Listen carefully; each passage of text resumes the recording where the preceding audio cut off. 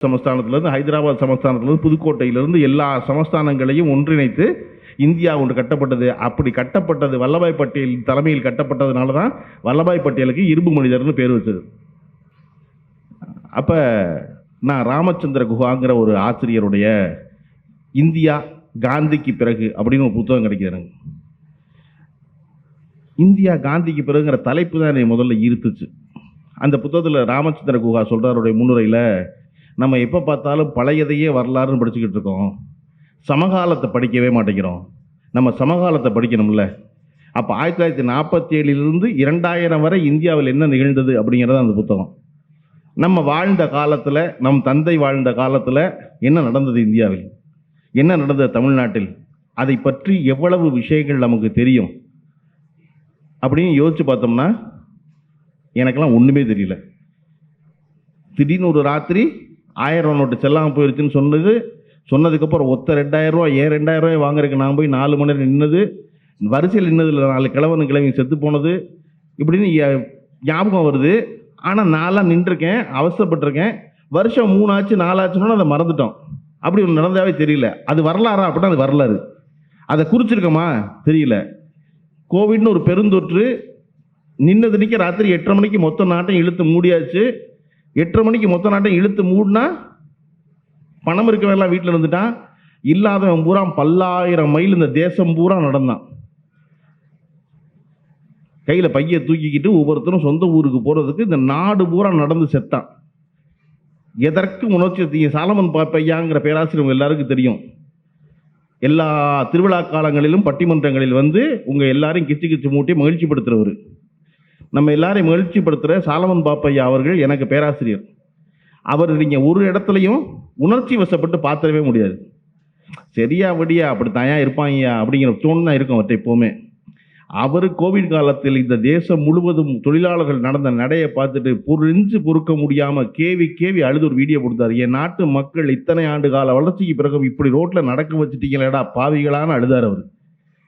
அப்போ எதற்கும் உணர்ச்சி வசப்படாத சாலமன் பாப்பையா அவர்கள் இவ்வளவு உணர்ச்சி வசப்பட்டு அழுத நாள் நம்ம எல்லாருக்கும் ஞாபகம் இருக்குது. நம்ம எல்லாரும் பார்த்தோம். ஆனால் வருஷம் 3 ஆச்சு, மறந்து மறுபடியும் எல்லாரும் அந்த கேடு எதனால் நிகழ்ந்தது என்பது இல்லாமல் வந்துடும். அப்போ அது வரலாறா? அது வரலாறு. இதுதான் வரலாறு. இன்றைக்கு நாம் என்ன நிகழ்ந்து கொண்டிருந்தது, என்னவெல்லாம் நடந்திருக்கு, எதைவெல்லாம் நம்ம ஞாபகம் வச்சுக்கணும், எதையெல்லாம் பதிவு பண்ணணுங்கிறது இருக்கு இல்லையா? இந்த தேசத்தில் முக்கியமாக என்னவெல்லாம் நடந்தது, சுதந்திரம் என்னவாக நடந்தது.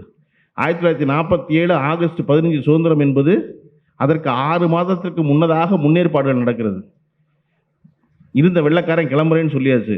நாங்கள் கிளம்ப போகிறோம் 6 மாதத்தில், நீங்கள் இந்த நாட்டுடைய நிர்வாகத்தை எடுத்துக்க போகிறீங்க, அதுக்கான வேலையை ஆரம்பிங்கன்னு சொல்கிறாரு மவுண்ட்பேட்டன் நேருவை கூப்பிட்டு. நேரு வல்லபாய் பட்டேலை கூப்பிட்டு இது என்னென்னு வேலையை பாருங்கிறாரு. என்ன வேலையை பார்க்குறது? 1947 ஜனவரி அன்று இந்தியா என்று ஒன்று கிடையாது.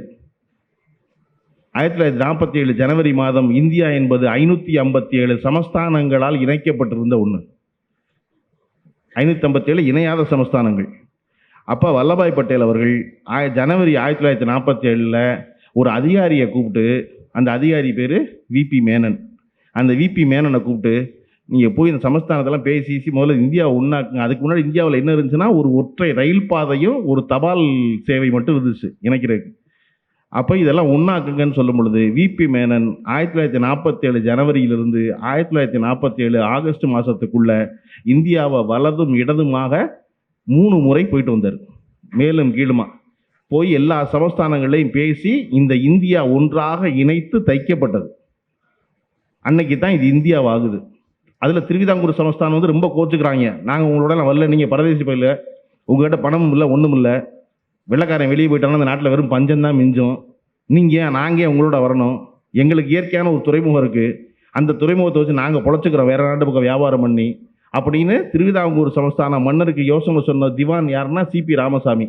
அந்த சிபி ராமசாமி தான் நம்ம மெட்ராஸில் வச்சிருக்க பேர். சிபி ராமசாமி ரோடு இருக்கு இல்லையா, அந்த திவான் தான் இந்தியாவோட சேரக்கூடாதுன்னு சொன்னவர் அவர்.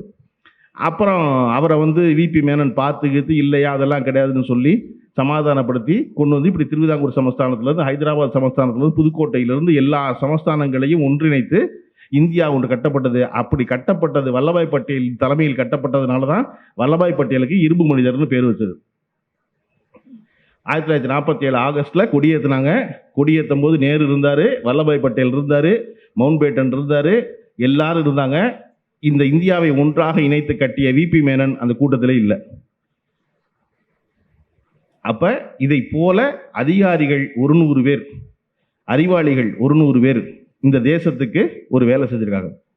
அந்த வரலாறு அங்கிருந்து தொடங்கணும்னா நம்ம சமகாலத்தில் நிகழ்ந்தவைகளை வரலாறாக நாம் அறிந்திருந்தோமா, நம்ம அதை சொன்னோமா அப்படிங்கிறதுல. அப்போ அதெல்லாம் எப்படி சொல்கிறது அப்படின்னா, எனக்கு ஒரு ராமச்சந்திர குஹா கையில் கிடைச்சது போல் உங்களுக்கு ஒன்று கிடைக்கக்கூடும். அது இன்றைக்கு இருக்கிற ஒரு புத்தகமாக இருக்கக்கூடும், சாதாரண ஏதோ ஒரு புத்தகமாக இருக்கக்கூடும். ஏன் ஒவ்வொரு புத்தக கண்காட்சியிலையும் நம்ம பேராசிரியர்